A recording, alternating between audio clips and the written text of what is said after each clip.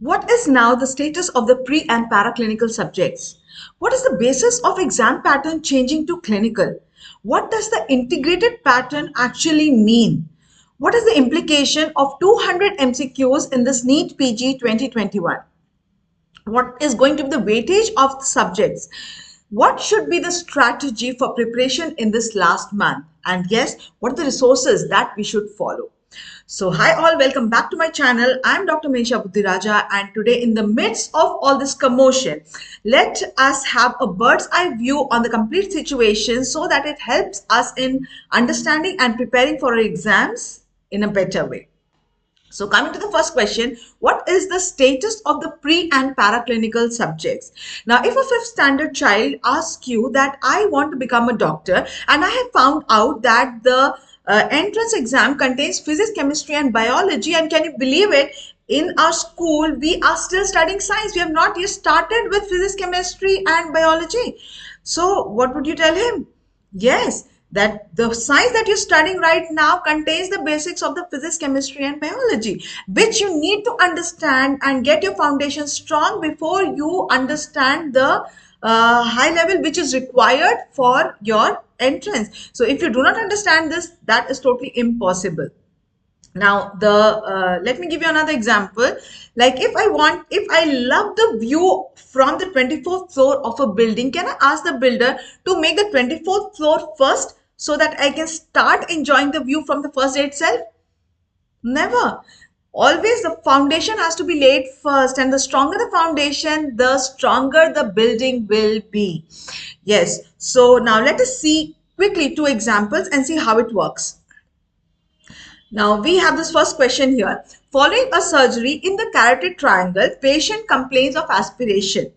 There is no change in voice. On fiber optic laryngoscopic examination, the vocal cords were moving normally on respiration and phonation. Which nerve has got injured?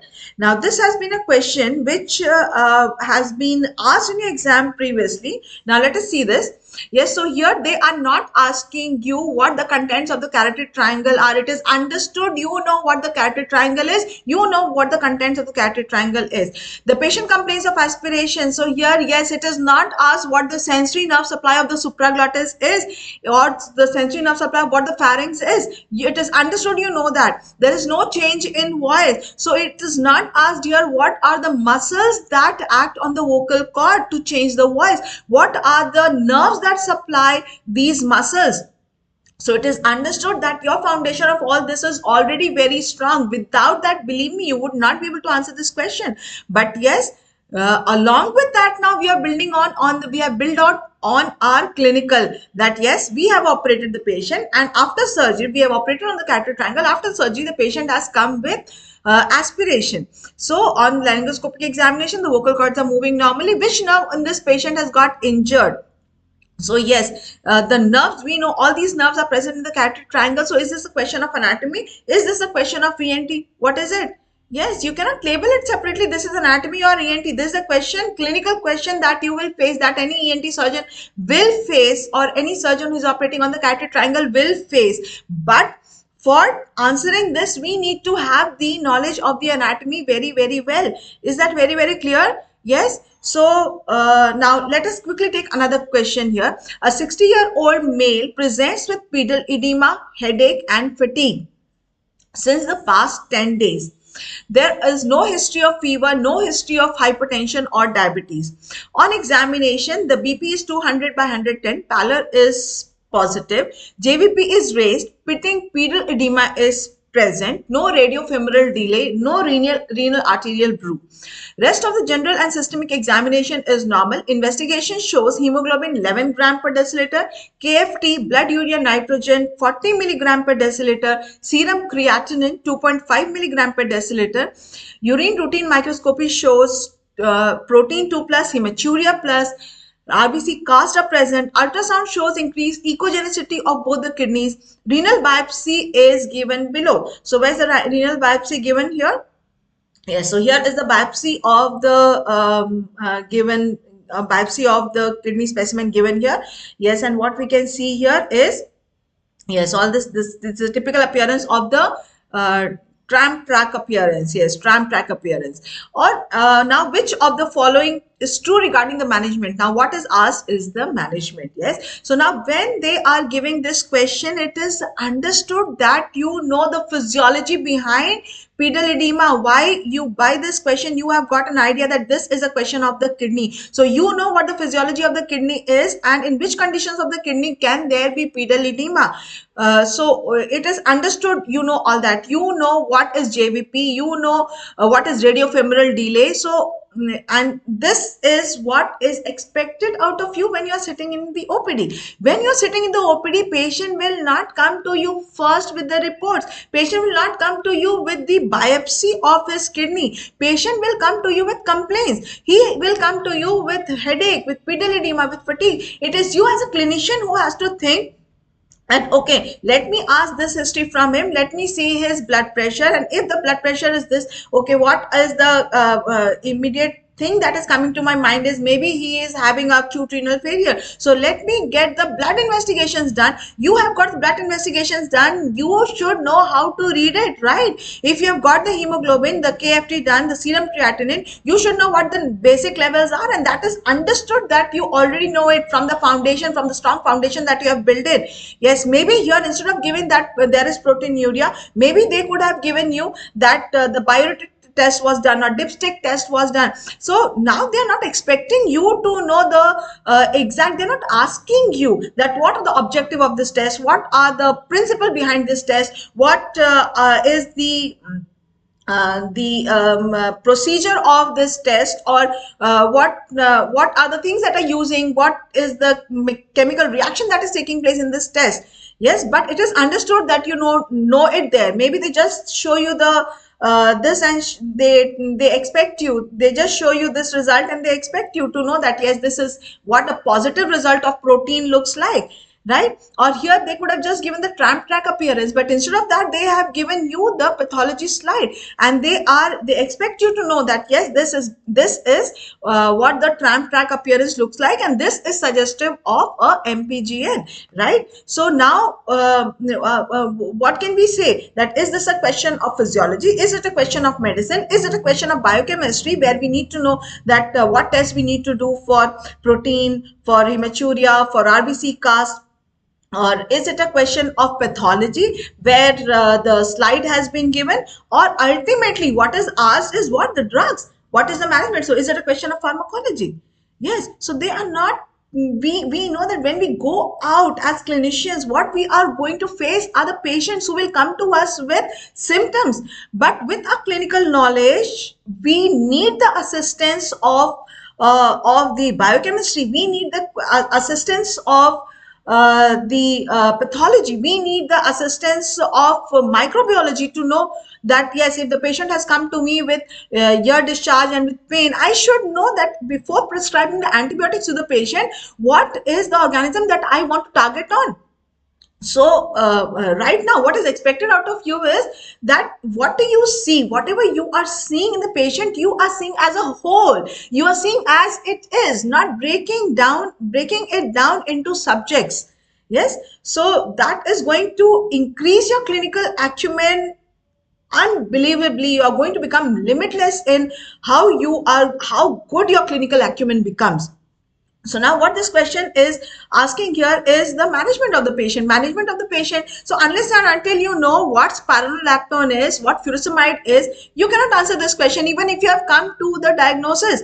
Yes, if you do, yes, we know that both spironolactone, both furosemide are diuretics. So which one should not be given in renal failure? Yes, which one if given in renal failure can lead to hyperkalemia? So that is how you need to integrate and study now. So when you are studying any question, see that yes, what are the drugs? Accordingly, they are not expecting you to know all the irrelevant details of the so many drugs which we are not using. So the drugs that we are using, what is the main indication? When we can use it, when we should not use it. Yes. So unless and until, again here, yes, clinidipine should be used for controlling BP. Methylprednisolone and cyclophosphamide should be given. So if you do not know what the cyclophosphamide and methylprednisolone is, you should know. Yes, they are immunosuppressant. And then you should know what the pathology of this is. Yes, this is an immune-mediated disease. That is why we need to give the immunosuppressants here. So I hope you are coming to where I want to take you. Yes. So what is the basis of the exam pattern changing to clinical is that they want to see you, the patients, as they are, as they present to you clinically. Yes, rather than seeing it in bits and pieces and dividing it. Yes, that was, you couldn't have come to this level unless and until you got that foundation. But right now, when you are at this level, see it as a whole. Yes, don't see it as different parts. So I hope you've understood what the integrated approach means, and what is the implication, let us see, of the 200 MCQs in this NEET PG 2021. Yes, what I understand by this is that they have decreased our course, how the study material that we should now be doing, that has been decreased. Yes, the unnecessary details of the origin of the insertion, the details of the mechanisms and the pathways, the details of the all the drugs which are not commonly used, or all the side effects which are not significant of the drugs, or the mechanisms of their actions, which are probably not going to be asked now. Yes, so what we need to and focus now is the in each and every subject that you would have taught by any faculty, you would have been told that this is the clinical significance of this particular drug. It is used there. Yes, so that is what you need to focus right now. And guess what they have done is they have increased the time, which means the time has remained the same. It is 3.5 hours, but the number of questions has gone down. So increase the time, which means that the questions are going to be lengthier, which means that you are going to have multiple pointers. That is on our side. Now just see here in this question, by history, by chance you did not come to know, then you have the examination finding that will tell you something more. And then again you have the biochemistry report, you have the blood test, the urine test, and also the pathology. So you have so many pointers which will help you to come to the diagnosis. So I don't think that there is any need for panicking at all. Yes. So now what is another thing you want to know is what is the weightage of subjects. So as I told you, I showed you two questions. One was from the ENT with anatomy, and the other was of a medicine question with physiology, pathology, pharmacology, everything. So how can we wait? This was a question of yes, your pharma pathology, pharma faculty will tell this is a question of pharma. Medicine faculty will tell this is medicine. ENT will tell the ENT question as ENT. Anatomy will tell it is anatomy. Does not matter. Does it? No. Ultimately, what matters is that were you able to answer the question by correlating all the subjects? Yes, so that is what we need to focus on now. What should be our strategy for preparation in the last month? Yes, now right now I'm sure the exams have got delayed, so you must have studied everything and you must have prepared, also revised also everything already. So right now, suppose if you see, if you are revising acoustic neuroma, do not revise acoustic neuroma as okay, acoustic neuroma I am going to write. What are the important? Just think in your mind. Okay, so I'm sitting in the OPD and when will I think that this patient could be a patient of acoustic neuroma? Okay, so this is a patient who is elderly, who has come to me with unilateral sensorineural hearing loss. So then this is when I'm going to think that this can be acoustic neuroma, and then will I like to get some investigation done? What will confirm my diagnosis? Okay, so I will get maybe clinically I can do a corneal reflex. Maybe I can also go for BERA. I can go for MRI. What will MRI show? Yes, MRI will show the ice stream cone appearance. Okay, so if should I operate this patient? Should I go for conservative management? When should I go for the same? If I operate, yes, the histopathology will show what? Yes, the Antony A, Antony B type of cells. So when it is asked the corneal reflex, yes, that when you think of it, that the corneal reflex will be absent. So it is immediately you have revised everything. Immediately should come to your mind the picture of the pictus apex, that yes, this tumor is involving that area, so because of involvement of the fifth nerve, the corneal reflex will be absent. So just do a quick revision, but do it in the clinical pattern as if it is a patient that you are seeing. So when all the topics you have already you know everything about the topic, so when you do it like this, you will be doing each and every topic that you're doing, you are doing as a case presentation for yourself. And maybe in the initial 2 or 3 days you might find a little difficult, but once you get a hack of it, you get a track of it, it will become very simple, and you would have done everything like a case presentation. And when it is asked in your exam, it will not be something new that is being asked. Yes. So then what comes to your mind? So should we be doing only the clinical subjects and the paraclinical should we leave? Now, what we need to focus on, the first thing is the important and common topics of all the subjects. Yes, so of all the subjects, yes, you heard me right, it is all the subjects. So how in the paraclinical subjects or the preclinical subjects can we get a clinical correlate? Yes, so when you are doing and when you are seeing the histopathology of glomerulonephritis or mpgn, then you have to think at that time that what did the patient come to me with. Yes, what would have been his investigation findings that would have led me to do this biopsy? And that is why always pathologists ask that please give a proper history in the form. When you send the slide for histopathology, please give a proper history, please give the examination findings. Yes, because that is how you need to approach.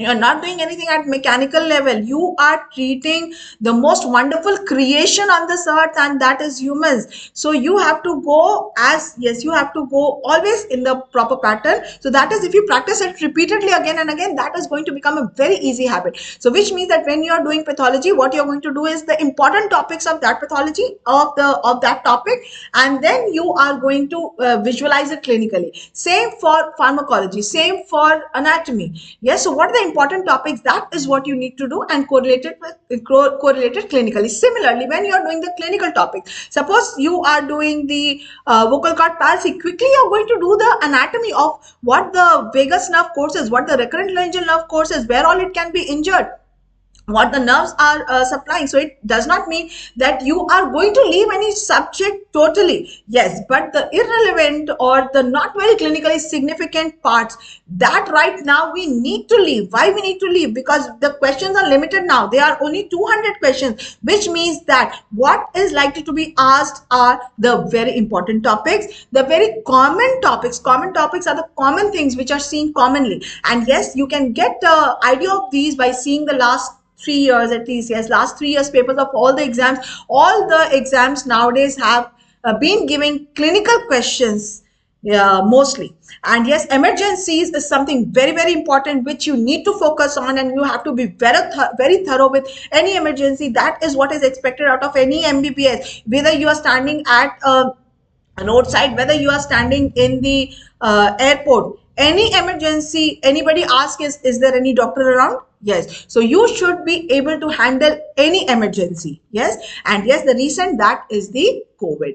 So you have to time out, you have to give as many grand tests as possible and give these tests proper as if you are giving the main test in between 2 to 5:30. That is what the time is. Yes, and how many questions should be attempt? Yes, if you have idea of two choices at least, then mark that question. Yes, mark it. As high as 195 out of the 200 would be a wonderful thing. But yes, it does not mean that if you have no idea about any of the choices, still you mark just because you want to increase the number of questions. Yes, so just if you have no idea, just leave it. But if you have any idea and any instinct, you feel that this should be the answer out of the two choices that you know, then yes, do mark it. And what resources should we follow? Yes, the approach should be changed, not the resource. Never. That is the worst thing that you can do at this moment, the last moment, the at this moment, to change your resource. Don't do that. You have studied something, you just by a thought, you know where on that page it is, where in your notes it is. So just revise, just change your approach of revision. Do not change your resource, whatever resource you have followed till now. A wonderful experience of Swami Vivekananda. One day, when I was returning from the Durga temple in Varanasi, a band of monkeys chased me. When I started running, a monk stopped me, telling, "Stop running, face the brutes." The moment I heard his call, I turned to face the monkeys, and yes, they fled away. So that is what you are going to do now. Stop running, face the brutes, be fearless, because all power is within you. You can do anything and everything. And yes, each and every word of this quote holds true. So what are you waiting for? Your future is waiting for you. All power is within you. Go and embrace it.